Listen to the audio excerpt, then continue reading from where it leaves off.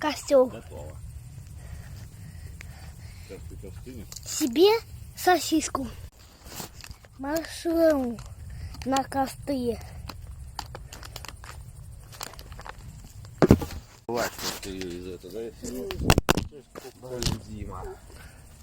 Зайд маршрут. Хватает, да, действительно. Кушаю. Что-то хуйню вы поставили. Маршрут. Конечно же, без конфет. Надеемся, сюда вообще выходит. Конфета. Буду жарить. А где костел?